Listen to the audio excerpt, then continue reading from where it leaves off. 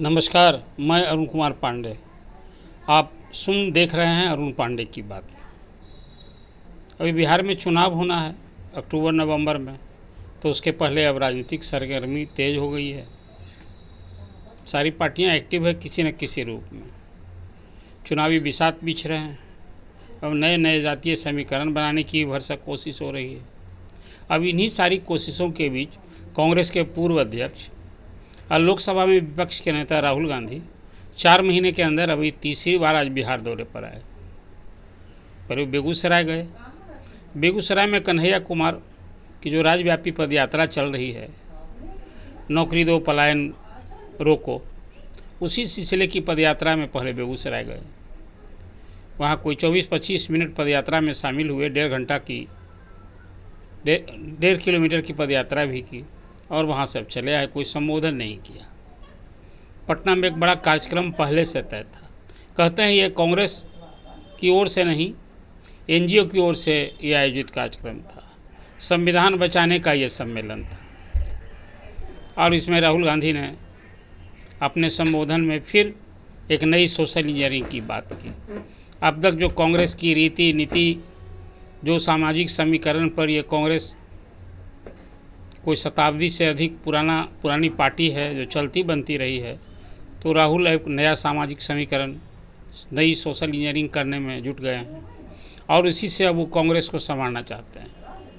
बिहार में उन्होंने कबूला ही है कि बिहार में कांग्रेस को मजबूती देने के लिए जो कुछ किया जाना चाहिए वो स्वीकार करते हैं कि हमने गलती की। तो वो कौन सी गलती थी? क्या बिहार में कांग्रेस आज राजद की गोद में है? लालू प्रसाद ही कांग्रेस के भाग्य विधाता बने हैं। खासकर ये 1990 से के बाद जब भाजपा के खिलाफ कांग्रेस राजद के साथ हुई, तब से क्या ये गलती थी कि आज कांग्रेस जो चुनाव लड़ती है वो अपने रहमो करम पर नहीं, राजद के रहमो करम पर लड़ती है और उसी के हिसाब से चुनाव हारती है, जीतती है। तो आज राहुल आए यहाँ, अभी अपने संबोधन में 2-3-4 महत्वपूर्ण बातें की। एक तो बड़ी बात की, आज सवर्ण उनके निशाने पर थे।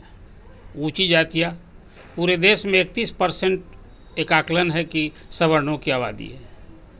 1931 के बाद तो देश में कोई जातीय गणना हुई नहीं और यही मांग वो कह रहे हैं कि पूरे देश में जातिगत गणना करानी चाहिए।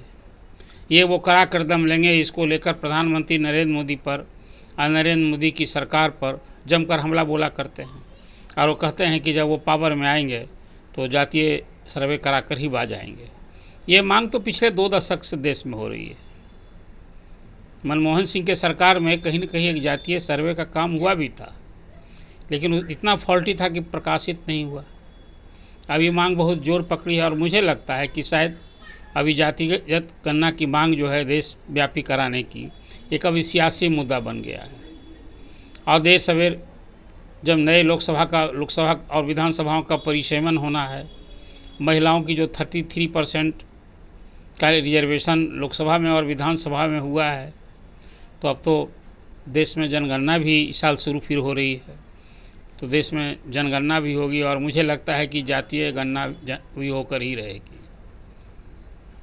क्या उसके आधार पर कई चीज़ें तय होनी हैं।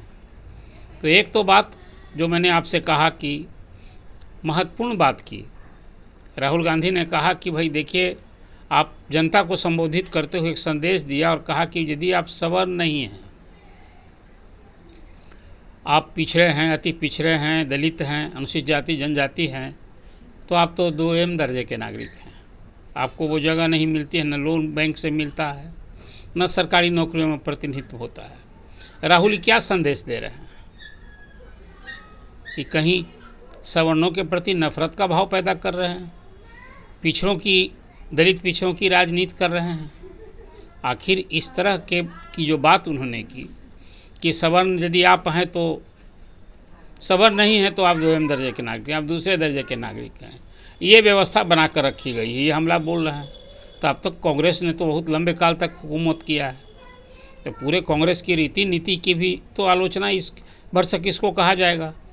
इसलिए मैंने कहा कि नई सोशल इंजीनियरिंग की है। आप जानते हैं कि 4 सवर्ण जातियां हैं बिहार में, जो जातीय गणना हुई ब्राह्मण, राजपूत, भूमिहार और कायस्थ। और 3 मुसलमानों में भी शेख, सैयद, पठान ये अपर कास्ट में आते हैं। इनकी लगभग 16% आबादी है। पहले तो मलिक भी थे अपर कास्ट में, लेकिन 2009 में सरकार ने उसको ओबीसी में शामिल कर दिया। सारी मुस्लिम जातियां भी बिहार में उनको आरक्षण का लाभ मिल रहा है। वो अनुसूचित जाति में नहीं है, लेकिन पिछड़े और अति पिछड़े अगड़े की सूची में जो लाभ मिल रहा है उसके हिसाब से उन्हें भी आरक्षण का लाभ मिलता है। लेकिन आज जो राहुल गांधी की सोशल इंजीनियरिंग थी वो इस अर्थ में एक तरह से कांग्रेस की नीतियों का भी, जो अब तक चलती रही है कांग्रेस, उसकी भी आलोचना कर रहे हैं, हमला बोल रहे हैं और आत्ममंथन कर रहे हैं कि नहीं। जो बहुसंख्यक समाज है, जैसे बिहार में 63% पिछड़े अति पिछड़ों की आबादी है, 36% अति पिछड़े हैं, 27% पिछड़ी जातियाँ हैं। यही तो कारण है, इसी के आधार पर बिहार में अति पिछड़े और फिर अनुसूचित जनजाति और इसकी सीमा, आरक्षण सीमा बढ़ाकर 65% किया गया था और 10% EWS का था, तो 75% हो गया था, जिसको हाई कोर्ट ने निरस्त कर दिया और सुप्रीम कोर्ट के मामला है। तो आरक्षण का भी दायरा बढ़ाने की पुरजोर वकालत आज राहुल गांधी ने की कि ये 50% की जो सीमा है इसको हम तोड़ देंगे, इसको बढ़ाकर ही दम लेंगे। तो ये भी एक आज महत्वपूर्ण बात की। तो टोटल पूरी सोशल इंजीनियरिंग की। लेकिन जो कुछ कांग्रेस की अभी राह है, एक मैं तो ये मानता हूँ कि बिहार में जब अक्टूबर-नवंबर में चुनाव होना है, कांग्रेस खुद नेतृत्व, नीति और नीयत के संकट से जूझ रही है। कांग्रेस का चेहरा कौन होगा? अभी हाल में अखिलेश प्रसाद सिंह, जिन्हें माना जाता है कि प्रदेश कांग्रेस के अध्यक्ष के रूप में बिहार में कांग्रेस को एक गति दी। उनके कार्यकाल में सदाकत आश्रम की तस्वीर बदली, लोकसभा में भी सीटें बढ़ी और विधानसभा में तो अभी 19 विधायक हैं। अब वो अलग है कि इस बार के चुनाव में एक जो सवाल उठ रहा है, जिस ढंग से कांग्रेस बिहार में चल रही है, तो क्या कांग्रेस फिर दिल्ली की राह होगी? यूँ तो पिछली बार अभी बैठक हाल में हुई थी दिल्ली में और उसमें कहा गया कि नहीं, जो हम लोग इसी राजद के गठबंधन के साथ रहेंगे। लेकिन खुद को मजबूत करने के लिए अभी कांग्रेस की ओर से तेजस्वी यादव को सीएम के चेहरा के रूप में स्वीकार नहीं कर रही है। इस इशू पर भी कांग्रेस दो फाक है। ये बैठक के बाद ही आए थे अखिलेश प्रसाद सिंह और कहा कि नहीं भाई, हम लोग का तो हम महागठबंधन के चेहरा तेजस्वी ही होंगे। पिछले चुनाव में भी हम लोग तेजस्वी के नेतृत्व में चुनाव लड़े थे, तो इस बार में कहीं कोई तो विभेद है नहीं। लेकिन कांग्रेस में चाहे वो बिहार के प्रभारी हों या प्रदेश अध्यक्ष राजेश राम हों, इस सवाल पर वो कुछ दूसरे ढंग की बात कर रहे हैं।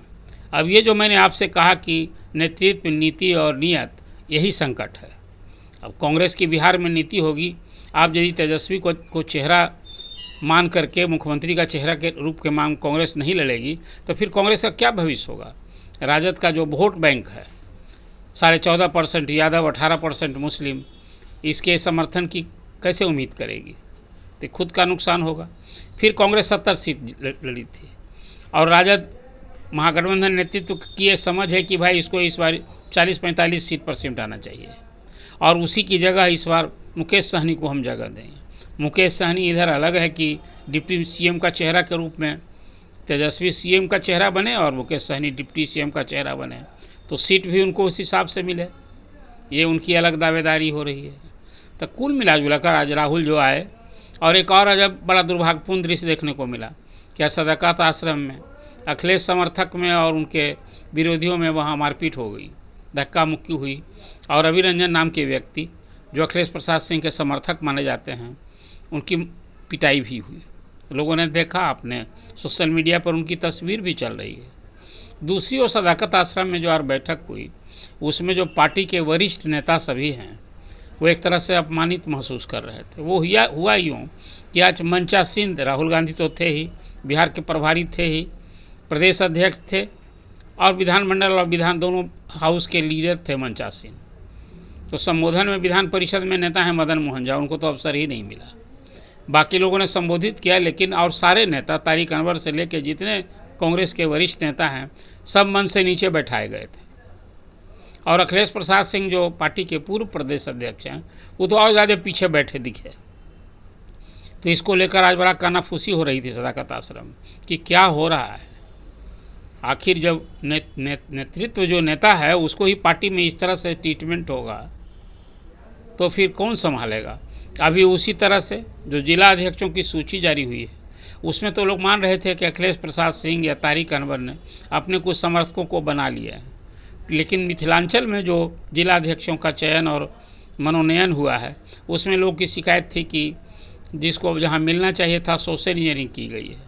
और आज तो कहा भी राहुल गांधी ने कि संगठन में भी हम तो नया चेहरा देंगे और उसमें भी सोशल इंजीनियरिंग करेंगे।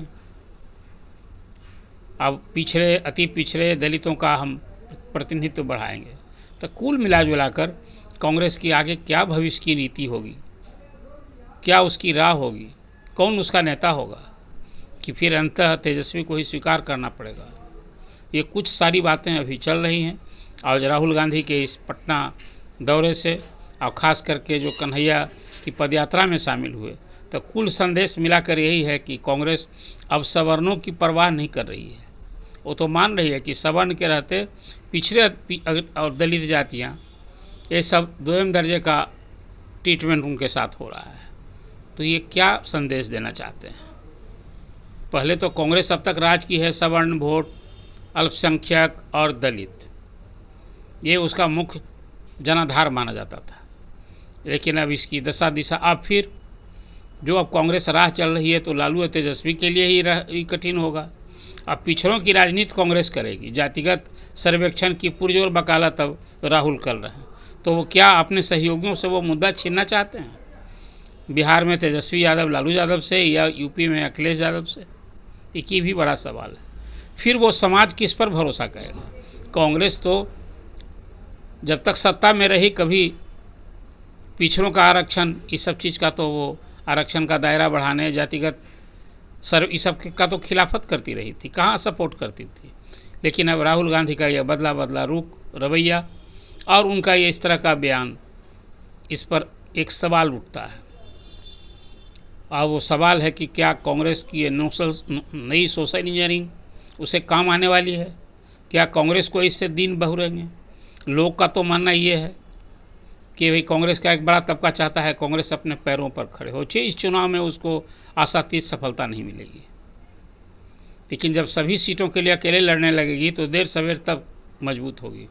अभी तो किसी का रबर स्टाम्प बन करके जब तक कांग्रेस लड़ती रहेगी तो उसकी स्थिति नहीं सुधरने वाली। एक समझ ही है।